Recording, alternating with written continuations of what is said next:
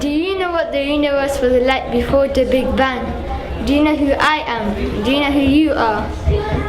You are the universe and I am the universe. Together we are all the universe. Listen to me and learn. The universe is not just a place. The universe is actually a story.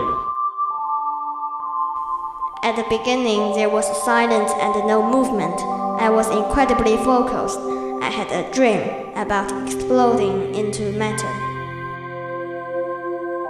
Then, 40 billion years ago, I exploded and made the Big Bang. It was really hot. And this time, I created the gravity, energy, and particles. Then I made millions of galaxies. Some galaxies came together to make bigger galaxies.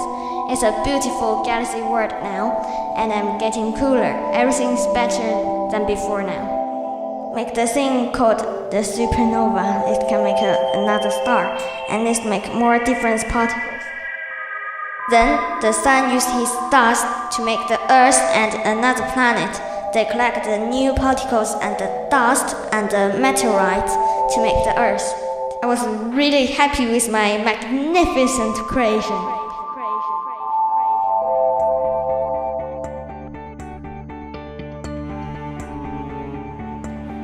Remember what I said? We're the storytellers in the universe. That's our unique role.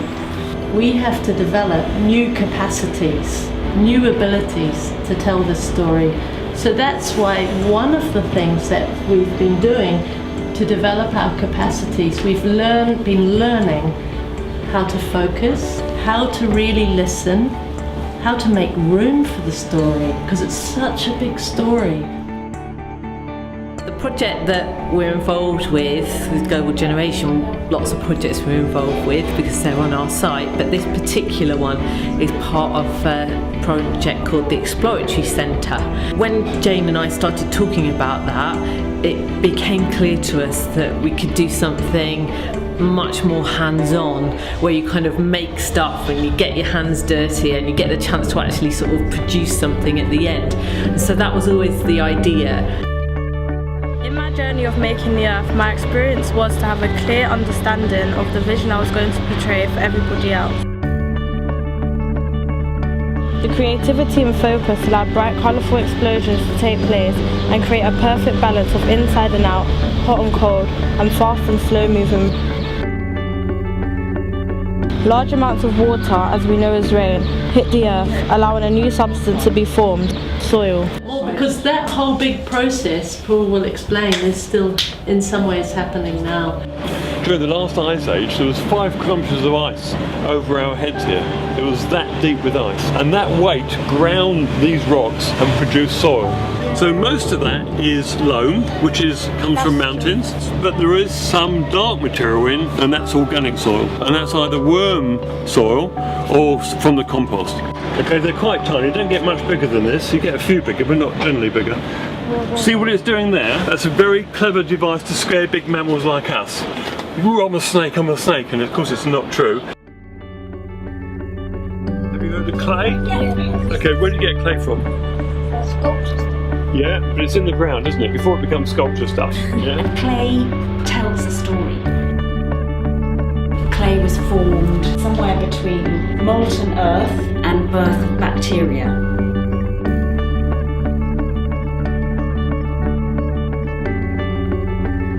Actually, life appears out of nowhere in a very miraculous way, and it starts off incredibly small. It starts off as bacteria. I think it's amazing that we have come from bacteria. I always thought that we evolved from apes that somehow made it their way on the Earth's surface magically. We had to wait another 2 billion years for eukaryotes to appear. They had a nucleus, big control centres, which house DNA. DNA contains all the information of the cell. So we have a lot more in common with strawberries and with yeast than one would think. There is a scientist in all of us, and today I learned about the bacteria. There is a scientist in all of us, and today I learned how to get a DNA out of a strawberry. I think that's amazing that reptiles were able to evolve into birds and were able to fly away from meteors when land creatures can't. And you could almost think that your writing is another form of DNA. It's spreading understanding and information.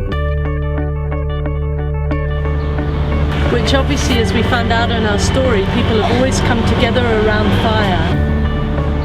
We really saw that fire was in the Big Bang, but actually it's inside us. We can connect with the whole of the universe story by noticing everything that's going on inside of us.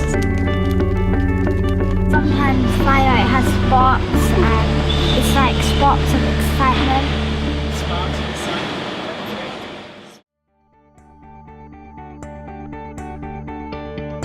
I think that the universe story has been a great story to tell, and it's been a great story to tell because it's something that involves everyone and everything. The students were involved in presenting their work to their friends and their family and partners from organisations around King's Cross and teachers from their new school.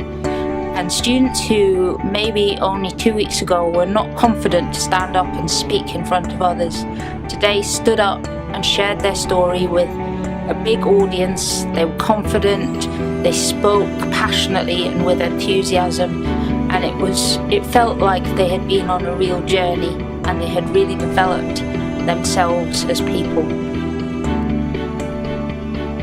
Big Band is very good. The cinema and the garden, that's all is very good. Well done, yeah. So we are awarding a certificate to you, and it says, "The universe congratulates you on completing stage 1 of the Big Bang Project 2012. You are now an official Big Bang ambassador. As a cosmic storyteller, your job is to continue telling my story." So well done, everybody.